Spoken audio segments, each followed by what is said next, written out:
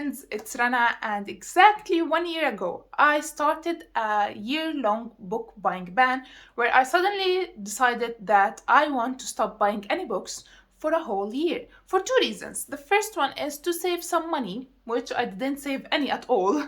And the second reason is because I wanted to focus more on the books that I already own, because at that point I had books sitting on my shelves for years and I wanted to read them, which made me start another challenge simultaneously with this book buying ban, and it is the Zero TBR challenge. But I'm gonna update you with the result of that challenge in a couple of weeks. But we are here today to see if I actually managed to buy no books at all for the past 12 months. I'll make a month by month breakdown for you, and we'll start with September of 2022. I started the book buying ban that month. I started the challenge strong with 0 books bought in September of 2022 because in August I bought a lot of books from Amman International Book Fair, so I didn't have the urge to buy anything in September. I also bought 0 books in October of 2022. November 2022, also 0 books were bought. December, the last month of 2022, I also didn't buy any books. I was going strong at that point because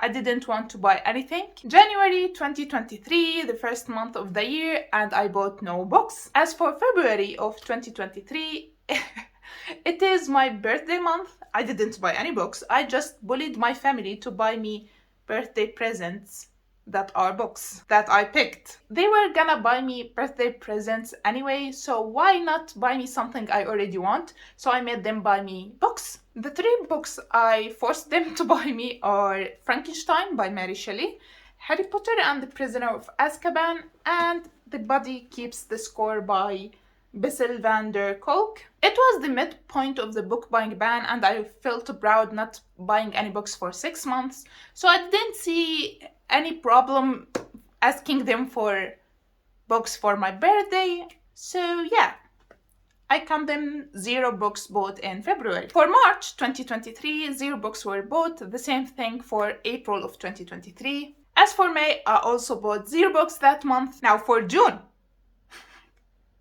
listen, I can explain. So when I announced to you that I'm doing this 1-year book buying ban, I told you that I'm gonna give myself the pass on one occasion to buy books, and that is for the annual charity book sale that happens every year in May/June. Because I love this charity book sale, I have been going to it 3 years in a row, and I loved supporting the charity aspect of it.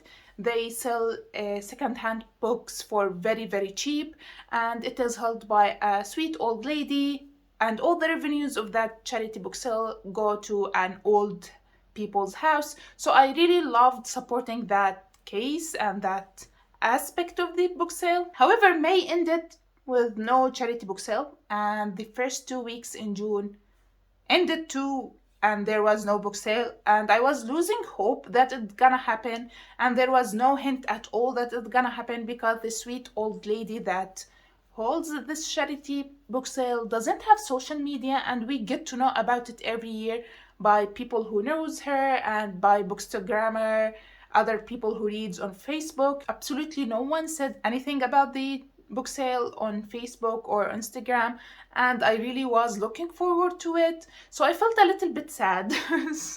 And what I did is I took my sister to a bookstore and forced her to buy me a book as a gift. Just one book. I made her buy me one book. It's okay, I didn't buy it with my own money, so it is not cheating, if I say so. It was just one book, and I really, really wanted that book, so I made her buy it for me. It is the Traveling Cat Chronicles by Hiro Arikawa. However, by the end of June, the last week of June, or the last couple of days of June, the book sale actually happened.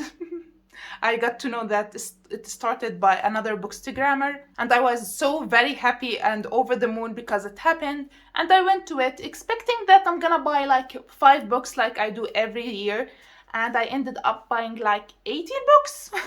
But they were very cheap, like the price of 3 new paperbacks.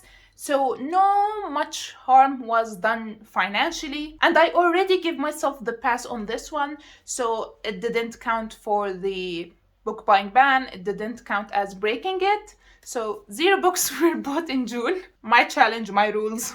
In my eye, I didn't break my book buying ban because I already gave myself the pass a year ago, so it didn't matter how many books I bought in the charity book sale as long as I gave myself the pass beforehand. The last 2 months of the book buying ban, the previous 2 months, July and August of 2023, I bought no books at all. So looking at this, I consider it a success. I didn't buy any books with my own money. Yes, I forced my family to buy me books in my birthday month. Yes, I bought 18 books in the charity book sale, but I already had the pass. So I consider it a success. I didn't buy as many books as I used to do in the previous years. And let me give you some pieces of advice regarding how I managed to not buy any books. First, minimize your bookstore visits as much as possible. You don't need to go to a bookstore when you know that you are on a book buying ban and you can't buy any books. So when you go there, you feel tempted to buy new books when you have tens or hundreds of books on your shelves unread. So just don't go to the bookstore. Second, if you go to a bookstore, take someone who knows about the book buying ban and will hold you accountable for it and will stop you from buying any books. And if possible, don't go when you got your paycheck. Go at the end of the month when you don't have that much money in your bank account, so you don't spend the money that you own. So when you don't have that much money, you won't spend it. You don't feel as tempted to do so, because when you have money, you will spend it on books, believe me. Third, and the most important one, don't do any online shopping. Not at all. Don't even visit online bookstores. Don't visit Amazon. Don't visit Kindle. Nothing at all. Don't pay a cent on books. I know it might sound hard, and it is, believe me, it was really hard because at some points I really wanted to just go into a bookstore and buy me some books to feel that dopamine. I actually feel really proud of myself completing this challenge because it is one of the hardest challenges ever. Because when you see that one book that you have been wanting for a while and you can't buy it, it really needs some strong self-control. And then didn't really know that I have this strong self-control until this point. Now that I finished this year-long book buying ban, I'm gonna give myself the freedom to buy some books I want for a few months. Then I may be returned to this book buying ban thing, but not for a whole year. It was really tough to do a year-long book buying ban. So I might make it like 4 months or 6 months book buying ban. After, of course, taking a break from it and buy me some books. And I'm not gonna start buying books haphazardly. I'm gonna only buy books that I feel like I'm gonna love and I will enjoy having them in my collection.